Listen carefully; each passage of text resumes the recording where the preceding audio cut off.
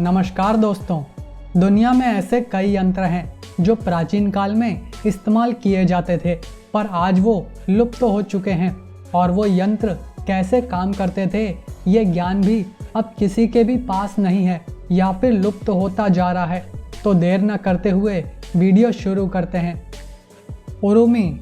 जब प्राचीन काल में तलवार इतनी घातक नहीं रही तो नया हथियार उरुमी बना।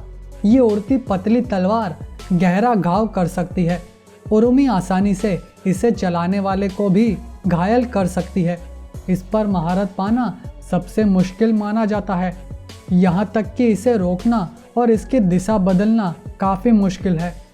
इसे लचीला बनाया जाता है ताकि ये अधिक से अधिक दुश्मन के घाव कर सके।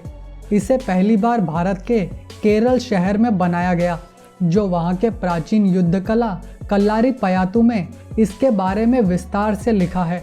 ये सबसे पुरानी युद्ध कला मानी जाती है जो करीबन 2000 साल पुरानी है। ये एक खतरनाक हथियार है जिसे सैनिक युद्ध में अपनी कमर पर एक पट्टे की तरह लपेट कर रखते थे। अब ये कला लुप्त होती जा रही है।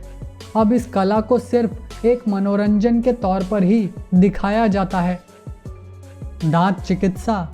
आज भी ज़्यादातर लोगों को लगता है कि दांत निकलवाना बहुत दर्दनाक है, लेकिन वो लोग प्राचीन काल के उपचारों को नहीं जानते हैं। तब तो कोई भी एनेस्थीसिया दिए बिना उपचार होते थे। एनेस्थीसिया यानी कि जगह को सुन्न करना। एनेस्थीसिया की खोज होने से पहले दांतों को इस तरह के औजारों से उखाड़कर निकाला जाता था। इस तरह से बहुत दर्द होता था। जिस दांत को निकालना है उस दांत पर इस औजार को फंसाकर उसे थोड़ा थोड़ा घुमाकर बाहर खींच लेते थे। इस औजार से कई बार दांत अंदर ही टूट जाते थे। इस तरह से दांत को निकालने के तरीके करीबन 100 सालों तक चले, जिन्हें सहन करना मुश्किल था। ऊपर वाला बचाए ऐसे उपचार से। आज ये उपचार काफ़ी आसान हो गए हैं, जिनसे कोई दर्द नहीं होता है। सूर्य घड़ी। समय हमेशा से ही रहा है, चाहे वो प्राचीन काल हो या फिर वर्तमान। हर एक को समय से चलना अच्छा लगता है, पर प्राचीन काल में समय से चलना एक मुश्किल काम था। पर आज की घड़ियों से पहले लोग सूरज और कई तारों की स्थिति को देखकर समय का अंदाज़ा लगाते थे। एकदम सही समय को जानने के लिए तब के लोग सूर्य घड़ी का इस्तेमाल करते थे।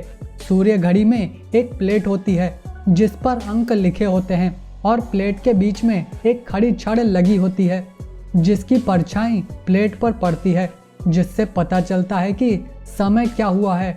पृथ्वी अपनी धुरी पर थोड़ी सी झुकी हुई है।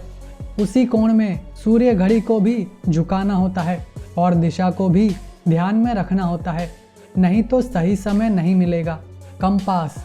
कंपास का आविष्कार 2000 साल पहले हुआ था। ये 300 से 200 ईसा पूर्व में ये चीन के हान राजवंश में बना था।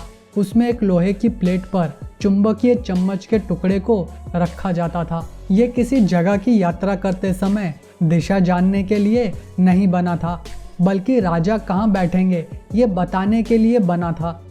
बाद में लोहे की सुई से जिसमें चुंबक के अंश हों, उस सुई को पानी में रखकर कंपास बनाने लगे।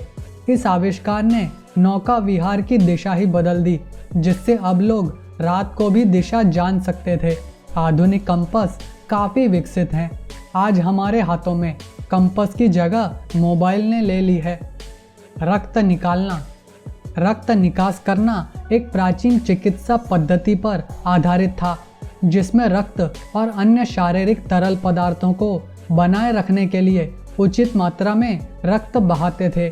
सरल भाषा में कहूँ तो जब भी किसी को कोई रोग होता था तो माना जाता था कि मरीज में से रक्त निकालने से वो बीमारी भी निकल जाएगी, जो अब हम जानते हैं कि सच नहीं है।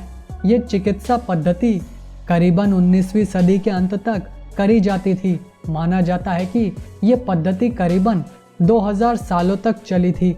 इस चिकित्सा पद्धति में रक्त की नसों को काटने के लिए इस तरह के औजारों का उपयोग किया जाता था। औजार से नसों को काटकर काफ़ी देर तक खून को बहने देते थे। वे मानते थे कि नया खून बनने पर वो बीमारी नहीं रहेगी। ये दृश्य देखने में डरावना लगता होगा। तो ये था आज का वीडियो। दोस्तों, ये वीडियो काफ़ी मेहनत के बाद बना है, जिसके लिए एक लाइक तो बनता है और सब्सक्राइब बटन को प्रेस करना ना भूलिएगा। धन्यवाद।